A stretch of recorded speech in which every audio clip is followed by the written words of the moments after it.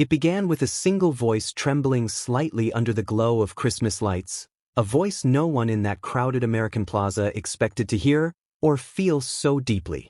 People were rushing home, arms full of shopping bags, minds busy with end-of-year worries, when a Filipino Christmas song floated into the cold air.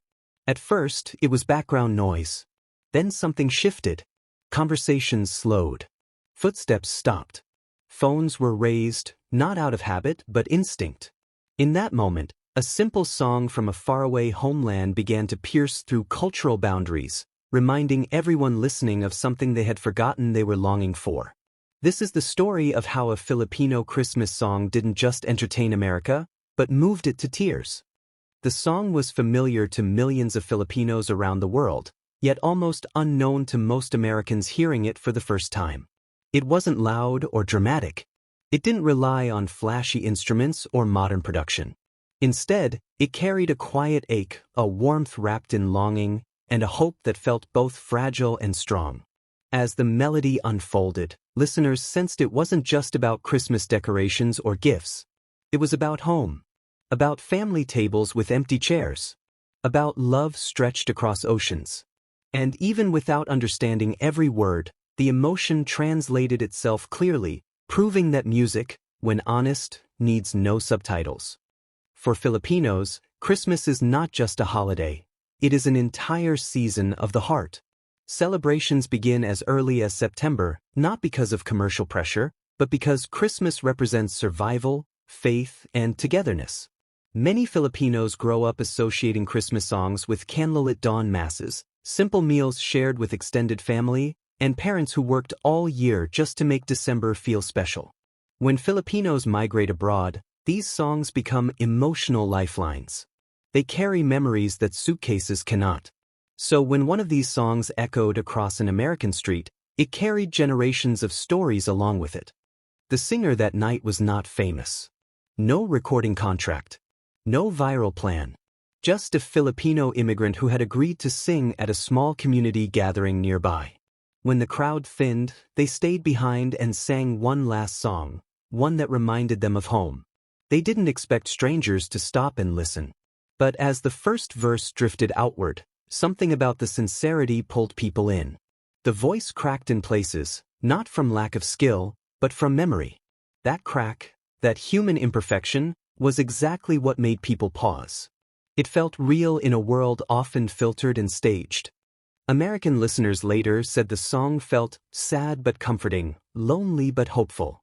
Some didn't even realize they were crying until tears fell onto their scarves. A middle-aged man stood frozen, thinking of his mother who used to sing to him at Christmas but had passed years ago. A young woman clutched her phone, remembering her first holiday away from home. A child asked their parent why the singers sounded like they missed someone. None of them spoke Filipino. Yet all of them understood the emotion. That is the quiet power of music born from longing. It reaches places words cannot explain. Filipino Christmas songs often revolve around themes of waiting, reunion, and enduring love.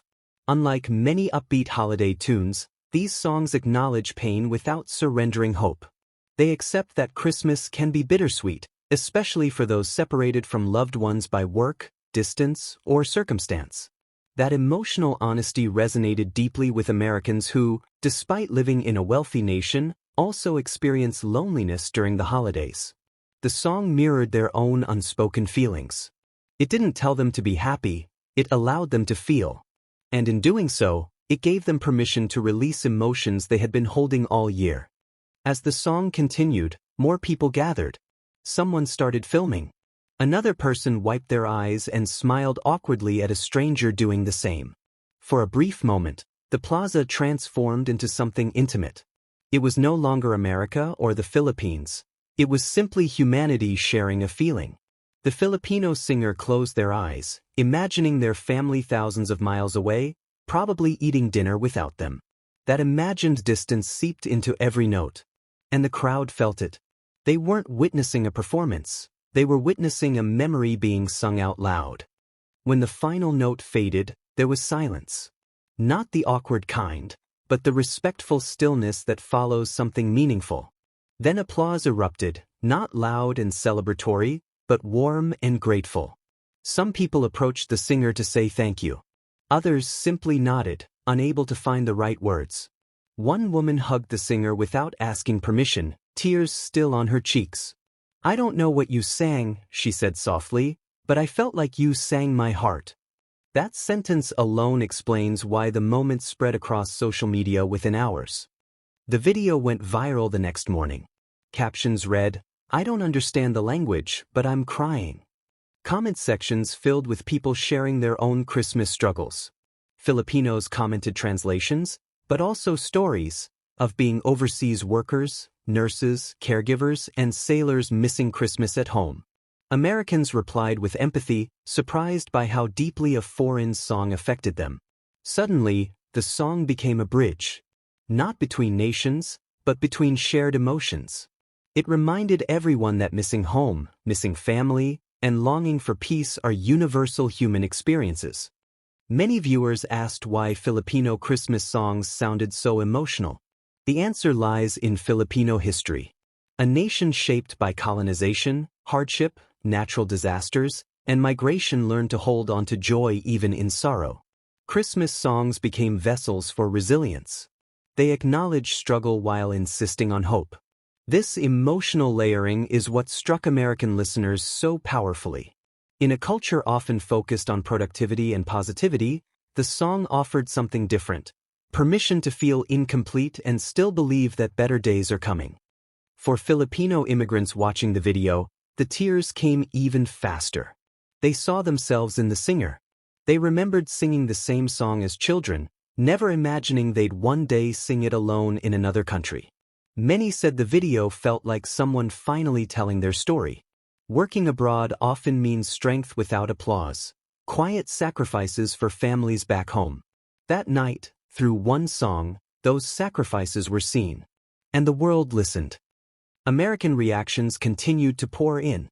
Some said they added Filipino Christmas songs to their playlists. Others searched for translations, wanting to understand every word. Teachers shared the video in classrooms. Pastors referenced it in Christmas sermons about unity. The song had escaped its original context and taken on a new life. It wasn't just Filipino anymore. It belonged to anyone who had ever felt far from home during the holidays. What made the moment unforgettable wasn't perfection. It was vulnerability. The singer didn't try to impress. They sang the way people sing when they're alone, thinking no one is listening. That honesty cut through cultural differences. It reminded viewers that behind every immigrant is a story, behind every accent is a memory, and behind every smile is someone who misses home. Christmas in America is often loud, bright, and commercial. This song offered contrast. It slowed time. It softened the noise. It invited reflection. And in that quiet space, people connected with parts of themselves they had neglected. The Filipino song became a mirror, reflecting not just another culture, but their own hidden emotions. The singer later said they never expected the reaction. They just wanted to feel close to home for a few minutes. That honesty is what turned a simple song into a shared experience. It proved that authenticity travels farther than strategy ever could. As the weeks passed, the song continued circulating every December. Each year, new viewers discovered it and cried all over again. The comments became a digital gathering of strangers comforting one another. A virtual Christmas table where no one was alone. Filipino elders watching from home felt proud. Younger Filipinos felt seen. Americans felt connected. All through a song that refused to hide its sadness. This moment challenged stereotypes. It showed Filipinos not just as workers or helpers, but as storytellers of deep emotional wisdom. It reminded America that culture isn't just food or festivals, it's feeling. Music historians later pointed out that this is how folk songs have always worked, traveling across borders, carrying emotion before meaning. This was simply the modern version. In a divided world, the song became proof that empathy still exists, that strangers can pause and feel together. For immigrants, it became a reminder that their stories matter. For locals, a reminder that listening is powerful.